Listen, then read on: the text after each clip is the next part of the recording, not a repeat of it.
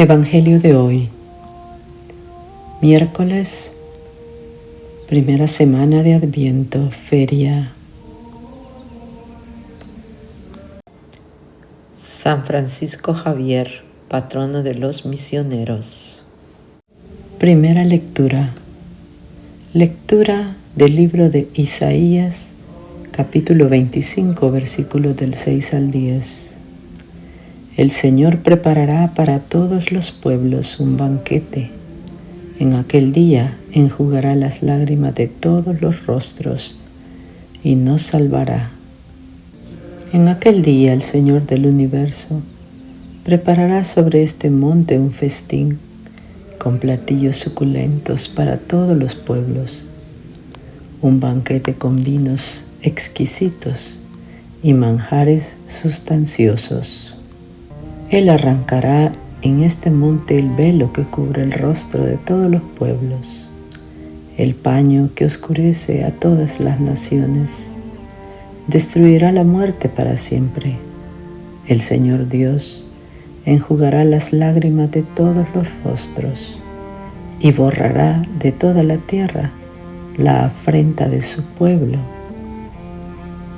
Así lo ha dicho el Señor. En aquel día se dirá: aquí está nuestro Dios, de quien esperábamos que nos salvara. Alegrémonos y gocemos con la salvación que nos trae, porque la mano del Señor reposará en este monte. Salmo responsorial. Salmo 22. Habitaré en la casa del Señor toda la vida. El Señor es mi pastor, nada me falta. En verdes praderas me hace reposar y hacia fuentes tranquilas me conduce para reparar mis fuerzas. Habitaré en la casa del Señor toda la vida. Por ser un Dios fiel a sus promesas, me guía por el sendero recto. Así, aunque camine por cañadas oscuras, nada temo, porque tú estás conmigo. Tu vara y tu cayado me dan seguridad. Habitaré en la casa del Señor toda la vida. Tú mismo me preparas la mesa a despecho de mis adversarios. Me unges la cabeza con perfume y llenas mi copa hasta los bordes. Habitaré en la casa del Señor toda la vida.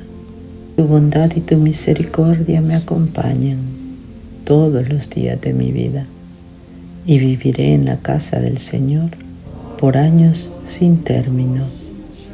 Habitaré en la casa del Señor toda la vida. Aclamación antes del Evangelio. Aleluya, aleluya. Ya viene el Señor para salvar a su pueblo. Dichosos los que estén preparados para salir a su encuentro. Aleluya. Santo Evangelio. Lectura del Santo Evangelio según San Mateo, capítulo 15, versículos del 29 al 37. El Señor cura a los enfermos, multiplica los panes y los peces. En aquel tiempo llegó Jesús a la orilla del mar de Galilea, subió al monte y se sentó. Acudió a él mucha gente que llevaba consigo tullidos, ciegos, lisiados, sordomudos y muchos otros enfermos. Los tendieron a sus pies y él los curó. La gente se llenó de admiración al ver que los lisiados estaban curados, que los ciegos veían, que los mudos hablaban y los tullidos caminaban, por lo que glorificaron al Dios de Israel. Jesús llamó a sus discípulos y les dijo: me da lástima esta gente, porque llevan ya 3 días conmigo y no tienen qué comer. No quiero despedirlos en ayunas, porque pueden desmayarse en el camino. Los discípulos le preguntaron: ¿dónde vamos a conseguir en este lugar despoblado panes suficientes para saciar a tal muchedumbre? Jesús les preguntó: ¿cuántos panes tienen? Ellos contestaron: 7 y unos cuantos pescados. Después de ordenar a la gente que se sentara en el suelo, Jesús tomó los 7 panes y los pescados, y habiendo dado gracias a Dios, los partió y los fue entregando a los discípulos, y los discípulos a la gente. Todos comieron hasta saciarse y llenaron 7 canastos con los pedazos que habían sobrado. Palabra del Señor. El Evangelio meditado del Padre Alfonso Milagro. La gente quedó maravillada y todos glorificaban al Dios de Israel. Es la segunda vez que Jesús realiza el milagro de la multiplicación de los panes. La primera la trae Mateo en el capítulo 14, versículos del 13 al 21. Entre ambos milagros se hallan diferencias notables. La gente siguió a Jesús sin preocuparse de sus necesidades más perentorias, como era el alimento. Es que la palabra de Jesús los cautivaba y su poder los atraía irresistiblemente, hasta el punto de olvidarse de lo más necesario para la vida, la comida. Ejemplo para muchos cristianos que siguen a Jesucristo mientras no sufran menoscabo sus intereses materiales, mientras no se intente tocarles el bolsillo, pues cuando el cumplimiento de la ley de Dios les suponga algún sacrificio material, anteponen sus beneficios al cumplimiento de su deber. La gente quedó maravillada al ver las obras que Jesús realizaba, y nosotros estamos obligados a presentar nuestras obras diarias con tal rectitud y santidad que cuantos nos observen no tengan más remedio que alabar a Dios, glorificar al Dios de Israel, como nos dice este texto. María Santísima profesaba de sí misma que Dios había realizado en ella maravillas. Lucas capítulo 1, versículo 49. Y por eso alababa al Señor.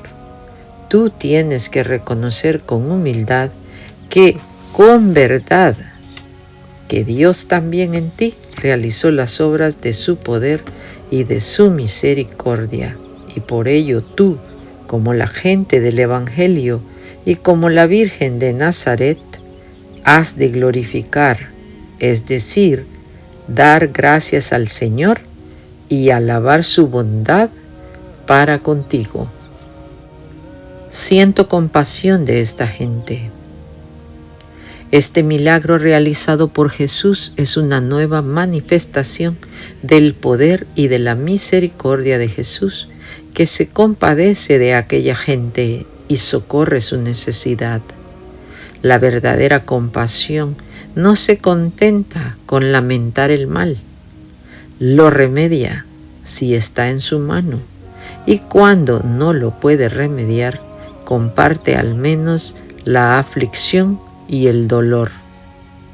Jesús pone toda su omnipotencia al servicio de su compasión y así realiza aquel estupendo milagro de la multiplicación de los panes y los peces. No puedes decir que no se te presentan a ti 100 y 1000 ocasiones de ejercer la compasión con tu prójimo que sufre.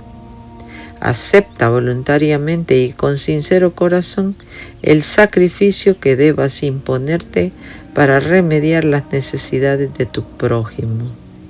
Siente como tuyas sus penas y aflicciones y cumple así el mandamiento de la caridad, amando, como dice San Juan, no con la lengua y de palabras, sino con obras y de verdad. Primera de Juan, capítulo 3, versículo 18. Alégrense con los que están alegres y lloren con los que lloran. Romanos capítulo 12, versículo 15.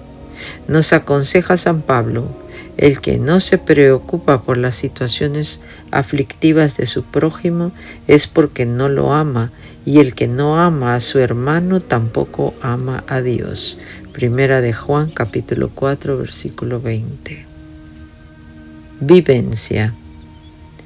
En algunas ocasiones seguramente Dios querrá servirse de ti, a pesar de tu pequeñez y miseria, para llegar hasta tus prójimos, a fin de llevarles el pan de la divina palabra y el pez de la Eucaristía.